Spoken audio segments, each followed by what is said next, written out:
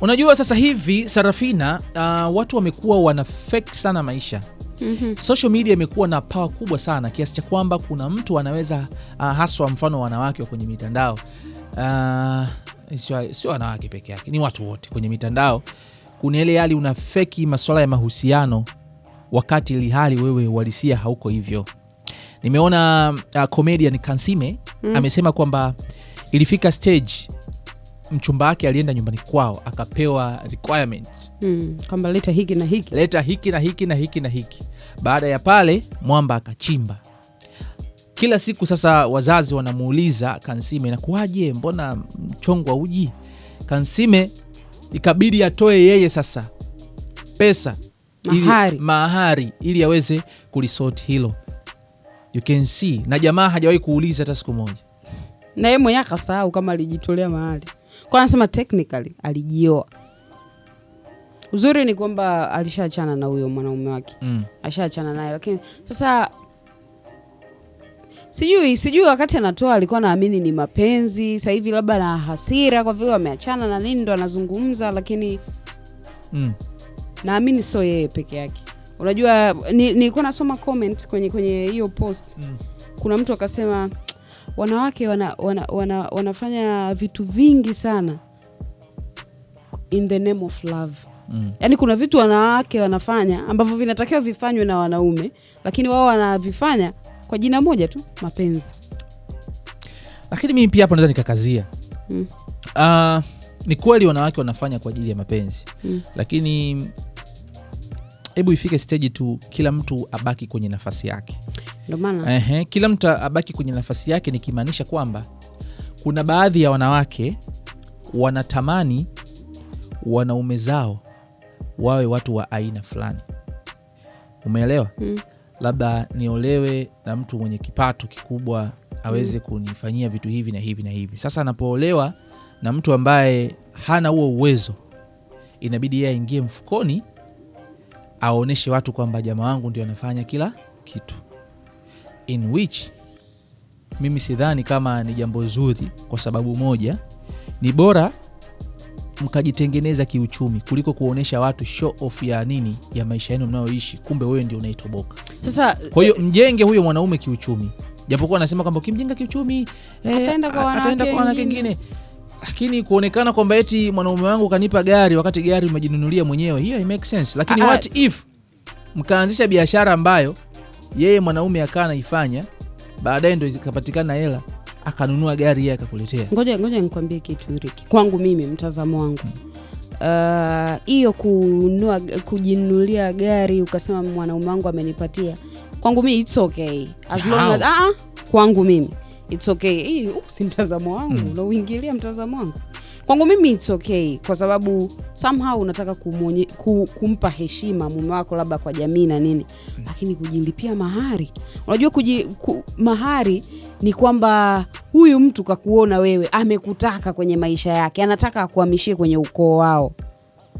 Ndio maana kukawa na tamaduni kwamba huyu anatuthibitishia kwamba anakutaka na nini, basi atoe chochote kitu, yani kuonyesha kwamba mimi namuothi huyu, yani nalipia hii, namuomba, nataka nije nifanye naye maisha, nataka aje kwetu. Sasa umejilipia, ina maana umejinunua. Yani kuna muda hata mwanaume anaweza akakwambia, lakini mimi sijawahi kukutolea mahari, lakini mimi, ila hiyo ya sijui umenunua gari, nyumba, sijui unasema mwanaume wangu kanifanya, kwangu mimi naona it's okay sometimes. Mimi naona it's okay. Ndio maana kuna support hilo kitu. Kuna clip moja Zembwela anasema kuna mwanamke yeye ana pesa, mumewe hana pesa. Watoto wakiwa wanamwambia mama tunaomba madaftari, mama anasema subiri, mwambieni baba yenu. Sawa? Wanamwambia baba jibu lake si moja tu kwamba nitawaletea.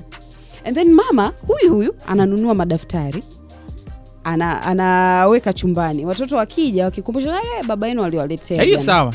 Sasa ndo hii yani mimi ninachozungumza hujaelewa kitu kimoja. Ninachozungumza hapa ni kuna kumuempower mwanaume. Sasa hiyo umemuempower nini kama umenunua mwenyewe? Umenunua mwenyewe? Sasa hiyo ina tofauti gani na gani? Ngoja kwambie, ushazungumza kwamba ni kitu ambacho kama daftari ni vitu ambavyo mwanaume anaweza kuviafford muda wowote. Sio, umeelewa? Hivi umenisikia nilivyokuambia kwamba mwanaume hana pesa? Ndio, na kwamba hivi hana pesa inawezekana kwa kipindi hicho tu. Umeelewa? Hata huyu wa gari atapata Riki. Kwani wewe ni Mungu unaamini kwamba atapata? Listen to me. Sijui unajanielewa kitu kimoja. Kuna vitu unaweza kuwa unavifanya kwa njia ya kumsaidia mtu ila unazidi kumharibia wanaume wake. Kuna dada mmoja alizungumza, simkumbuki ni nani, alisema kwamba unaweza kuwa unatoa hizo mali na kila kitu. Basi nimalize. Sio mahari, mali na kila kitu. Kwa kweli kuhisi kwamba unamfavor mwanaume au unamtengenezea heshima, lakini kumbe ndo unaiondoa ile manhood yake. Na ndio maana chunguza, watu wengi ambao wanakuwa, wadada wengi ambao wanakuaga wako vizuri kipesa, wanakuaga na wanaume ambao wanakuta mtu ambaye hajishughulishi, yupo tu, si ndio, anakuwa naye, huwa wadumu kwenye mahusiano. Unajua kwa sababu gani? Mwanaume kuna muda nataka niuone wanaume wangu kwa mwanamke wangu. Sasa nature ya mwanamke sio provider. Anapo provide, siku mtakuja kugombana, atakuja kuchukua funguo mbele za watu. Okay, haya ambayo natokeaga hayo, unagi mwisho wake waga na kwa gadini. Bwana wewe nunulia huyo mtoto wa mama mkwe gari kama una uwezo. To me it's very okay kama nina pesa nikanunua kitu nikasema amenipa mwanaume wangu. What's wrong with that? Sio mimi kumpa gari mwanaume wangu. Okay, mwanaume wangu kanipa mimi gari. Nunua tu kwa kimya. Niyo kimya. Alafu mnatupa. Sasa hiyo, alafu sio wote wanasema kwenye mitandao ya kijamii. Kama usemi at least. Yani at least kwa sababu mwisho siku nyinyi matupa lawama kwa ndugu. Kwa sababu gani? Ndugu anaona huyu mwamba kila siku anasema hana hela, jana akamnunulia mke wake gari, inakuaje? Sasa wewe unafikiri mwanamke akiwa na hela hata akisema za mume wake unafikia haijulikani? Unazijua tambo za mwanamke mwenyewe wewe.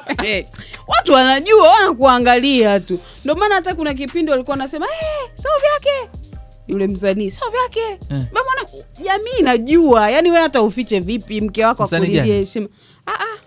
Wenyewe mtachambua, mtaona wenyewe. Mke wako hata kulindia heshima vipi? Hela kama sio yako, kuna namna tu sio yako. Sarafina, umerealize kwamba siku hizi kuna hate sana social media za vijana wana kama movement fulani wanawake wako nayo chini kwa chini cancel wanaume. Unaona hiyo kitu kwamba wenyewe ndo wana power, wana favor. Yani kuna ile hali na kama Nisha anaisema sana hii Nifa. Anasema wanaume hana huruma, wanaume nini? Amna hizo zipo tangu zamani. Ni kwamba wanawake wako desperate au?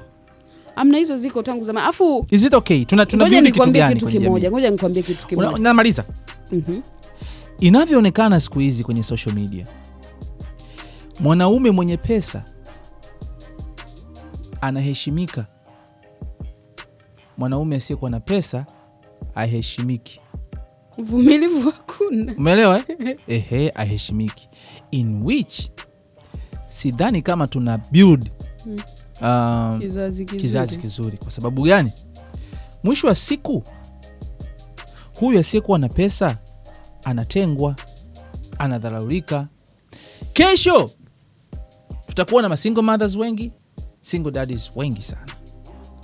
Alafu pili, hawa watoto watakaozaliwa nao watakuwa katika mentality hiyo kwamba naweza nikazaa nikamwacha mtoto na mamake. Si mko strong. Hatujengi kizazi kizuri. Sasa hivi tumeona kwamba pesa ndio iko center. Yani pesa kwa kwenye maisha sasa hivi imekuwa kwenye position ambayo hata ubinadamu wenyewe umevulika. Na hapa mwisho wa siku, Sarafina, angalia vizuri vijana wengi siku hizi, imepelekea vijana wengi wafanye mambo haramu ili kupata pesa za kuwaheshimisha kwenye jamii, haswa sisi wanaume. Wakati wamepoteza heshima yenyewe ile ya asili. Unajua huwezi kuwa na pesa unategemea uheshimiwe wakati hauna wanaume wako like. Yes, unajua umeelewa vizuri. Okay. Are you okay? Are you okay upstairs? Vijana wengi sasa hivi wameingia kwenye utafutaji usio wa halali, ambao wengine unakuja baadaye unakuja kuwa majuto. Unaweza kuwa na pesa, umeelewa, lakini bado kuna ile amani ya moyo. Ndio maana mtu anakufa na depression, anakufa na nini, kwa sababu hakicheki okay fine, me I have everything. Sawa, lakini nimepoteza wanaume wangu. Kuna muda akili inarudi kwamba unakuwa mtu sasa, unajitafakari. Nasemaga utajijua wewe ni nani pale ambapo umezima taa usiku, umekaa chumbani umelala. Umewahi kulala ukashtuka saa 9 usiku. Hapo hauwazi dunia nyingine zaidi ya kwako. Umeelewa mwanangu? Yaani utakapozima taa pale pap, ndo unajijua ni nani kwenye hii dunia. Sasa hapa ndo nakuja kwamba nilifanya hivi kumridhisha fulani, mwisho siku sasa hivi eba nimevuliwa ubingwa. Majuto ndani ya moyo, alafu majuto ya moyoni ni mabaya kinoma, yani kwa sababu unaungua wewe mwenyewe, hauna kwa kukimbilia. Haya, ulifanya mambo ya shirki, baadaye unaumia mwenyewe ukikaa kwamba nilifanya kitu fulani kwa ajili ya hizi mali. Okay, mali unazo, una magari yote, umeshaenda kila nchi, umeshafanya kila kitu, you don't have family. Familia yako haina amani. Alafu hata ukikuta familia za hivi Sarafina, familia za hivi ni familia ambazo hata baadaye familia zinakuwa kama zina laana. Jitahidi unapotafuta pesa, ndugu yangu, hapa nazungumza na vijana wenzangu. Jitahidi unapotafuta pesa, punguza chain ya kuja kupokea malalamiko ya watu ambayo yana ukweli ndani yao. Mfano, malalamiko ya dhuluma mimi nayaita. Sawa? Wewe Sarafina usinitolee mfano mimi. Sawa. Wewe KB umenizulumu mimi, si ndio? Umechukua mimi umenidhulumu, si ndio? Ambao pesa ilikuwa ni ya kwangu, mamilioni ya hela umenidhulumu, au umenifanyia fitina kazini, au umenifanyia nini? Wewe familia yako umepata hela, umejenga jumba kubwa, una biashara nyingi, una kila kitu, yani kupitia pesa ambayo mimi ilibidi niipate kihalali kabisa. Mimi nakaa na juta. Mimi nikijuta najua kwamba wewe nifanye umenifanyia kitu fulani. Familia yangu naweza nisiambie chochote. Wewe utakuja kuondoka. Ukija kuondoka, familia yako itakuja kuteseka. Kuna namna tu karma, unasema karma is real. Kuna siku wewe wakati upo familia, ushaona kuna familia fulani ambazo baba alivyokuwepo au wazazi walipokuwepo, familia iko naishi kwa amani, wana hela, wana kila kitu, afu ghafla wazazi wanakuja kuondoka. Watoto wanafarakana, mali zinauzwa ovyo ovyo, watoto wanarudi wengine wanakuwa kwa mateja, wanakuwa ile sio wonders. Sometimes tunarithi laana za watu wengine.